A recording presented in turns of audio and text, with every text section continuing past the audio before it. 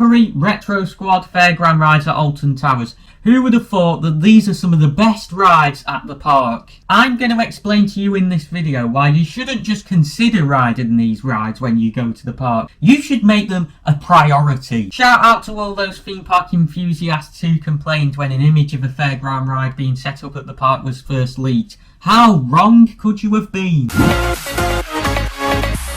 Hello and welcome back to ThrillNet, bringing you everything thrill related in the UK and beyond via the internet. So, in around March this year, an image of a fairground ride being set up at Alton Towers got leaked, and 90% of UK theme park enthusiasts were like, Oi you, Alton Towers team, you're a bunch of idiots. Oh, wow, I need to really stop these roadmen impressions in videos. And I honestly thought that all those theme park enthusiasts were stupid for thinking that, because beforehand at least, Alton Towers really lacked thrilling flat rides. The only two flat rides you really had were the Blade and Enterprise. Then, a few weeks later, Alton Towers confirmed that new for 2021, there'd be 3 brand new Retro Squad rides. And they released a very high quality yet retro promotional video to advertise this, which enthusiasts went absolutely bonkers for, because apparently this meant that Alton Towers now had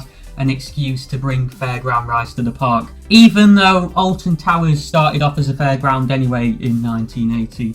Therefore, regardless of whether these fairground rides had had the Retro Squad branding applied to them or not, they still would have fit the park. So, join me as I review each of these fairground rides one by one, explaining who they're suitable for, why you should definitely give them a go when you visit Alton Towers, how long it's worth queuing for each, and everything else that you need to know before you ride them. We're going to start off with my personal favourite ride in the Retro Squad, and that is Funk and Fly. I have to be careful how I say that one, don't I? Wow, what a bad joke. This ride is a Super Trooper ride. It's located in the Forbidden Valley area on the far west side of the park on the old site of Ripsaw. It essentially consists of a series of gondolas hanging from these arms which are attached to a centrepiece in the middle of the ride. The ride then lifts up and spins round quite fast, and then it begins to tilt. And it is honestly one of the most intense rides I've ever experienced at a theme park, amusement park, affair, just anywhere. I should also mention that the gondolas are able to swing backwards and forwards and side to side, and it just makes for an incredibly insane ride experience that just feels so out of control. This ride is all about positive G-forces. Because of the way the ride tilts, it results in you being constantly pushed down into your seat, resulting in sustained forces that last throughout the entire cycle. As is the case with the other rides in the Retro Squad, I've only had chance to experience this ride once, but when I next visit Alton Towers, I'll definitely be rushing back to it. This is an absolute must ride when you go to Alton Towers. You need to do it. One thing I would say though is when I got off this thing, I could barely walk. This is not one for the faint-hearted. It is one for thrill seekers who can take intense positive force. If you struggle on rides such as Nemesis, you're definitely going to struggle on this thing, because this is just as intense as Nemesis in my opinion. So yes, you definitely need to prioritise this ride when you visit Alton Towers. In terms of how long to wait for it, I think a maximum of around 45 minutes is worth it for this. And overall, I'd give it a solid 9 out of 10, as it's an absolutely amazing experience. It also definitely does a good job of helping with the capacity of Nemesis and Galactica, and to keep those queues down, which is what the park intended here, as it often gets a 40-50 minute queue. This proves it is popular amongst the public, and that flat rides definitely do work at Alton Towers. Therefore reinforces the fact that they should definitely invest in some permanent flat rides once these temporary flat rides are removed, most likely at the end of this year.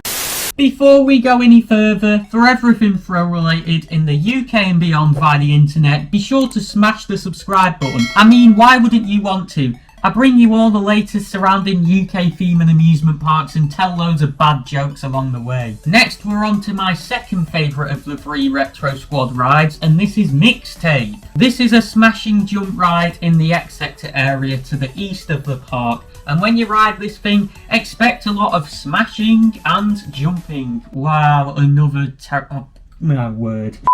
Unfortunately, I don't have much footage of this ride, but I will show you some footage of a ride of the same type in action. Similarly to Funk and Fly, this ride consists of a series of gondolas attached to some arms which attach to a centerpiece. When the ride cycle begins, the ride starts to rotate before each individual gondola is then bounced alternately up and down. It's also worth noting that each individual gondola can spin individual of the overall ride. When the gondolas are bounced up and down, this does give some nice airtime. I wouldn't class it as either floater or ejector, so I'd say that it's flowjector, as us enthusiasts often refer to such airtime. Once the gondolas have been bounced up and down for a little while, there's then a short break before every single gondola is bounced up and down at the same time for a little bit, and this section of the ride definitely provides some stronger airtime compared to the first time they bounced. The only thing I would say is this ride has over-the-shoulder restraints, and when the gondolas come down after being bounced up, they press down on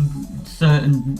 yeah, you probably know what I mean. I didn't enjoy this ride quite as much as I enjoyed Funk and Fly, but it certainly isn't far behind. I'd still definitely recommend prioritising it when you visit Alton Towers. In terms of how long I'd recommend waiting for it, I'd say around about 40 minutes, no more than that. And I'd give it a solid 8 out of 10. It's still one that I'd recommend more for thrill seekers rather than families, as it does offer quite an insane ride experience, but it doesn't have the intensity that Funk and Fly does, and you can still walk after it. Again, it's safe to say that this ride really is helping with the crowds down in X Sector, with it often getting a 40, 50, sometimes even 60-minute queue, therefore reinforcing once again that flat rides do work at Alton Towers, and that therefore the park should definitely consider investing in some permanent ones. Last, and you could say least, we're on to Roller Disco, a waltzer located in the dark forest area at the back of the park. But I've got to say, it's weird 1 minute hearing the eerie dark forest music and next minute hearing...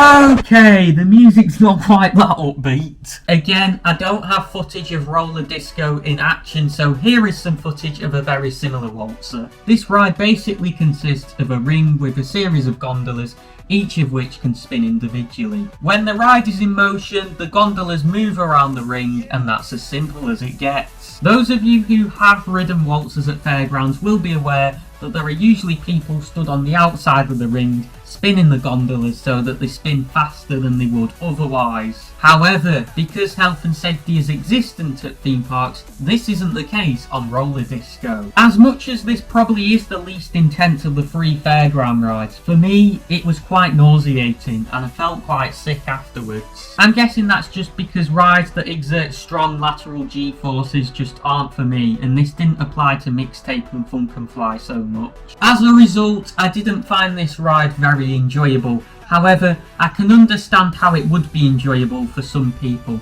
With that in mind, if you do get nauseous from rides that spin a lot, you may want to consider giving this one a miss. Furthermore, unlike Funk and Fly and Mixtape, this ride being a waltzer does feature a few steps up to the ride platform, so those of you with mobility issues may struggle a bit getting on and off. As I said though, this ride is arguably the least intense of the three, therefore the most accessible for families, if you can take a bit of spinning, that is. Overall, I'd definitely still say this ride is worth prioritising on a visit to Alton Towers, but I'd say it's only worth a maximum wait time of around 20 minutes, and I'd give it an overall score of around 5 out of 10. Another interesting observation is that it seems to be getting less busy than the other Retro Squad rides, with maximum wait times turning out to be about 30 to 40 minutes. As a result, this is something that Alton Towers should take on board, as it appears that the ride isn't helping as much with capacity as the other Retro Squad rides.